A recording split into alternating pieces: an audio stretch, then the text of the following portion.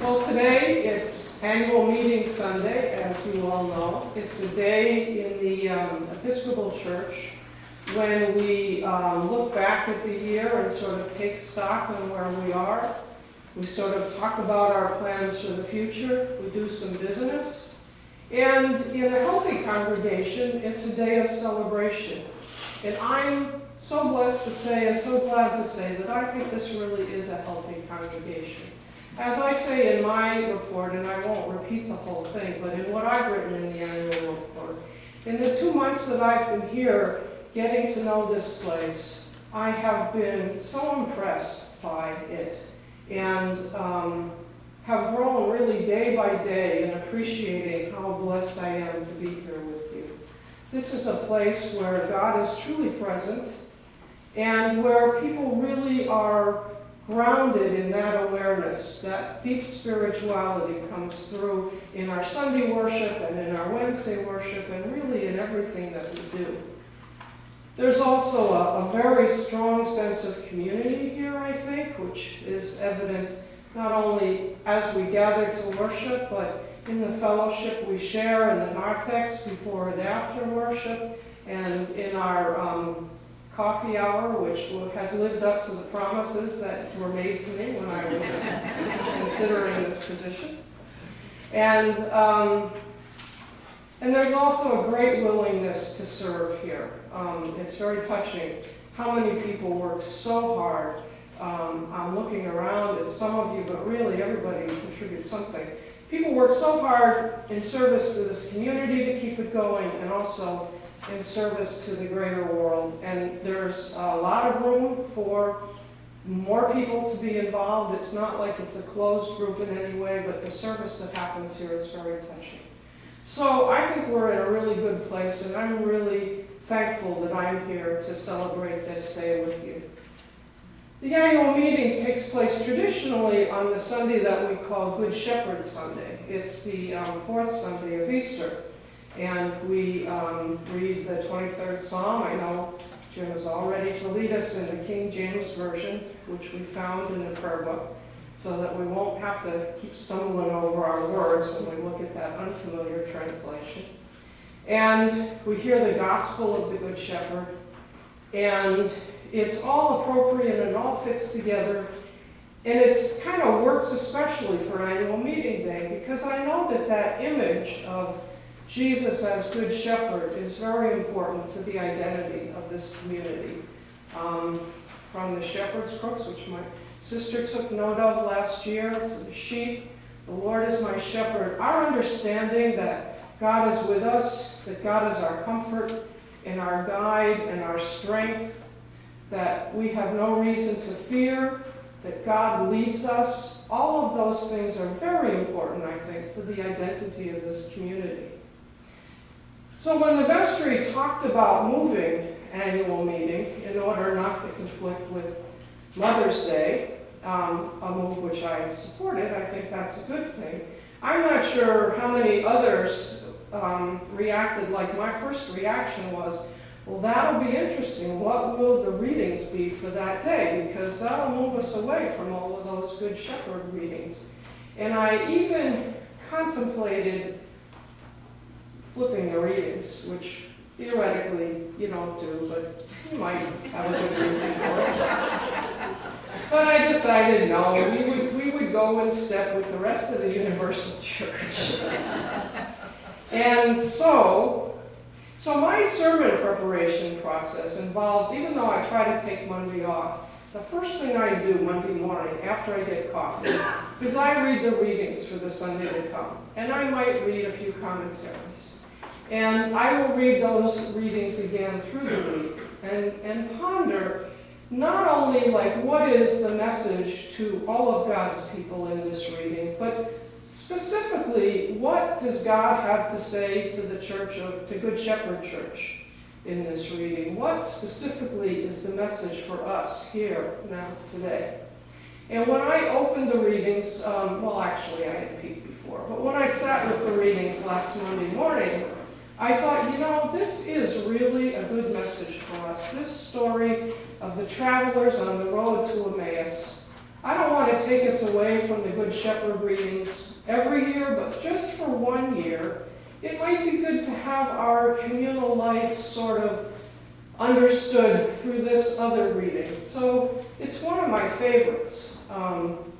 It also always strikes me as such a poignant reading. They're walking along. We don't know why they're going from Jerusalem, but they're heading back home, basically. Jesus is dead. The movement is kind of falling apart. They may be fearful themselves for their own future. They're getting out of Jerusalem, and they're going back home, and they're on their way. This stranger all of a sudden is traveling with them, and they don't recognize that it's Jesus. And he says to them, "What were you talking about as you traveled along?" And they stop still, and they look sad. That's what it says in the gospel. They look sad. They can't believe that he hasn't heard what's been going on. So they tell him the story. And the quote that always just really kind of breaks my heart, "But we had hoped, we had hoped he was the one who would redeem Israel." They had invested themselves in this vision, and this dream, and this idea of how it was going to be, and it's all over, or so they think. So Jesus continues on with them, and they don't know who it is, but he begins to explain to them the scriptures. He begins to explain how he fits into this, how Jesus fits into it, and basically kind of how it's still continuing, how it's not falling apart, how everything is still okay.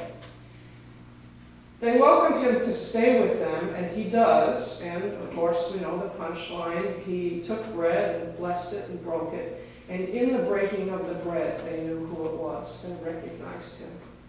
As soon as they do recognize him, he's gone. That's a little bit disappointing. But they know their hearts were burning as he spoke to them. They know that what he said was true, and they immediately abandon their trip. Instead of going home, they turn around and sort of hightail it back to Jerusalem, where they find the other followers, the 11 and their companions, and they are all sharing this good news. The Lord is risen indeed. It's a message of evangelism. Once they understand, they have to spread that message. So as I thought about this through the week, it occurred to me that these disciples seem to be suffering post-traumatic stress syndrome. We think of that, like when we hear it, usually in connection with veterans. I know it's a big issue there. It's not something to joke about. But it also can affect people who have suffered some kind of violence themselves. And more, the experts are realizing that it affects people who have lost a friend or a relative, who have lost a loved one. This is especially true if the person died suddenly, and it's especially true if the person died by violence. Well, of course, all of these things are true of the death of Jesus. He was a loved one. It certainly was sudden, and it certainly was by violence. So what happens to people, and maybe you've known people in your own lives and world who have gone through a little bit of this themselves, they kind of get stuck in a place. They can't move into the future.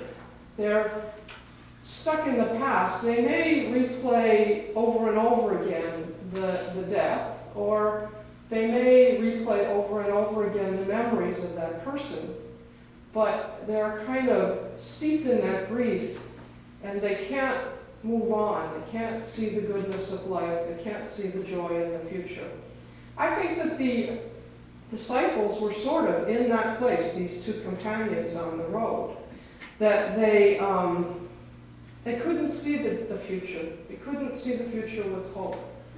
They couldn't break away from the past. There they were, stuck in retelling that story. They were talking about the things that had happened. They were talking about Jesus' death. They couldn't get out of it. They couldn't get out of their sadness, and they were so stuck in the past. I think that contributed to their not recognizing Jesus when he finally appeared to them. But Jesus kind of shakes them free of that and kind of points out to them how the past is pointing to the future. And when they finally do recognize him in the breaking of the bread, they're immediately motivated to start to live the future, to become evangelists, to start to spread the good news, to spread the word. So I think that is a message for us here. I think it's really significant that they had an idea of what their church was going to be like. They thought that they knew how it was going to work. They were so stuck in that, thinking they knew, that it was hard for them to break away and see what it really was until Jesus spoke to them. And then when they did, they saw that it was going to be good. Even though there was still a lot of unknowns for them about where they were going in this. I know that some of you have been here a long time, and you remember this church when it was different. You may have an idea of a bigger church.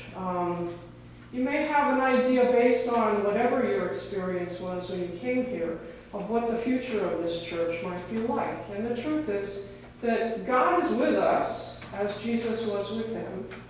God is with us in our fellowship and the breaking of the bread. We have a future. I really am very hopeful and very excited about our future. I believe we have a great future. I don't think any of us really knows exactly what it's going to look like, but we have Jesus with us if we open our hearts to him to help us to understand, and that's what I refer to as discernment. And we'll be doing a lot of praying and discerning in the time ahead about where we're going. I will talk at annual meeting about some kind of first steps. I think it's time for us to be more active in spreading the good news of this community to the wider community. I don't mean that that in any way changes our basic identity, who we are as the church of, as Good Shepherd Church remains the same. What we have to offer remains the same, but it's time for us to tell the world. And so that's what I'll be talking about, especially at annual meeting.